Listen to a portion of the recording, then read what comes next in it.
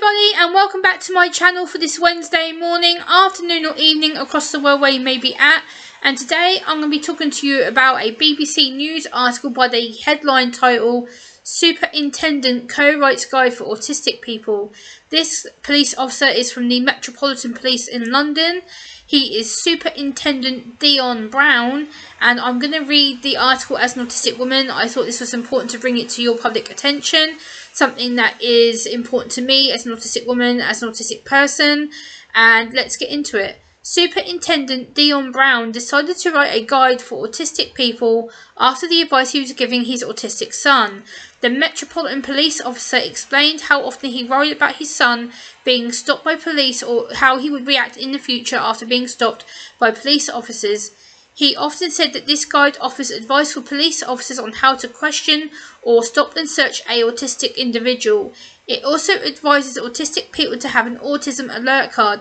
This is the first thing that I have an issue with, because there is autism alert cards online that you can purchase and that are available to buy anywhere, and most of them are free. I think there's only a couple of people that do charge for them, but I have one that is actually given to me for free. I am actually officially diagnosed.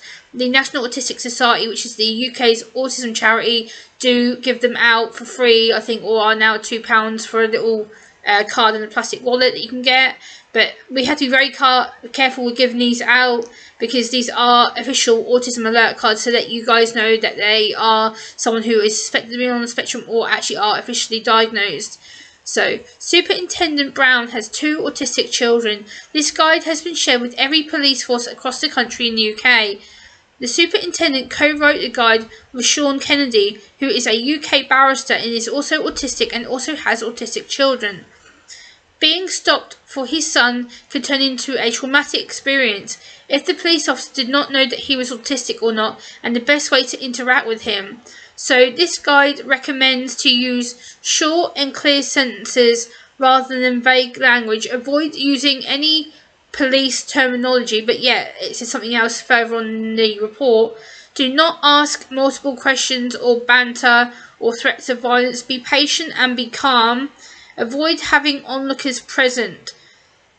The autistic boy from Superintendent Dion Brown is called Hayden. Hayden's dad said the first thing he should do is show the police his autism alert card. This is where I have a difference of opinion. As an autistic woman, the first thing that a police officer should do to an autistic person is show them their badge with their name, their police number on, and then explain what their job title is. That should be the first thing they do before even asking for a proof of autism diagnosis or autism alert card, because that increases anxiety. So why are they producing this report? They want you to understand what the stop and search procedure is. So what is the stop and search procedure, you may ask? Stop and search is a statutory power absolute to police officers used to investigate crime. It usually involves detaining a person in a public place and a police officer searching their outer clothing. The person being searched is not under arrest or under suspicion and does not need to give hers, theirs, or his name, but they must remain until the officer has finished the search at the scene.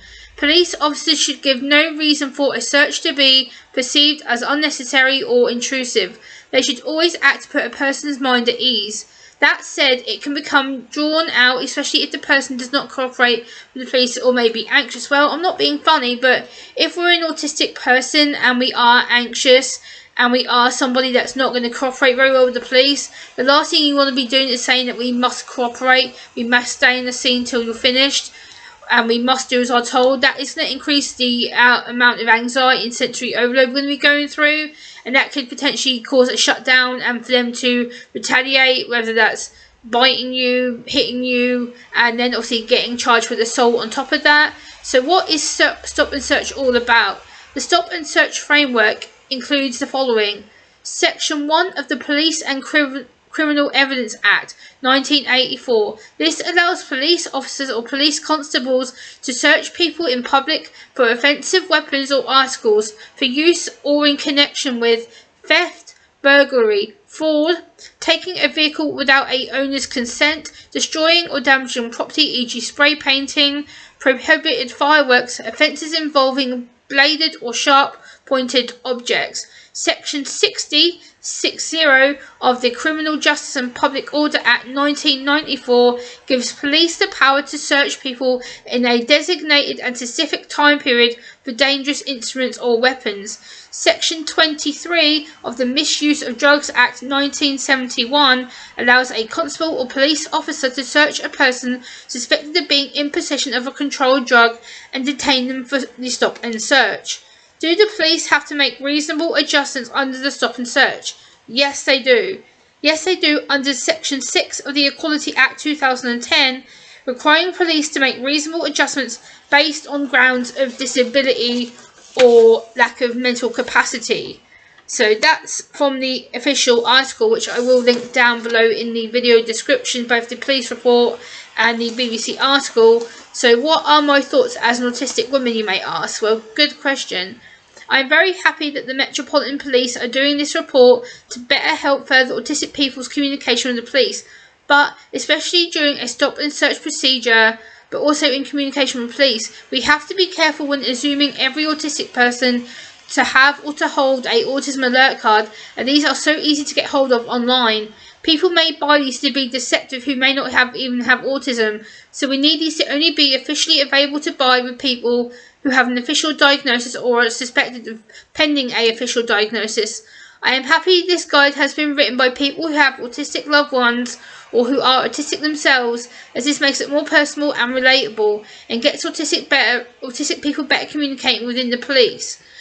I agree we need to start using clear and shorter sentences and avoiding police terminology, asking direct yes and no questions instead of asking overloading questions to lower and stop sensory overload. Do not use banter, metaphors or gestures as we struggle to understand the intention and what they mean.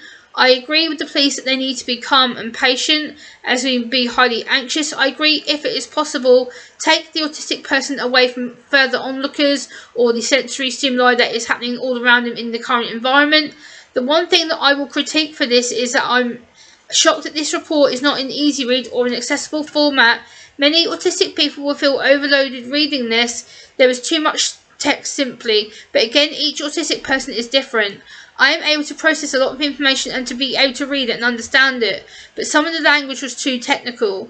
But could you make this report more accessible to people with autism or disability? Overall, I feel this report is going to be a positive situation. However, I hope communication between autistic people and the police does improve. I would love to see a report like this published or created across all police forces across the country. I would love the opportunity to create a report with my local police force on an autistic woman or autistic people. I would love to get involved with further efforts both the Metropolitan Police and Suffolk Police would be able to do to bond and get autistic people on side to better support them whilst they're in the police environment or criminal justice system. So I hope you've enjoyed hearing my thoughts as an autistic woman. I will link both the article and report down below, and I'll see you soon, guys. Bye!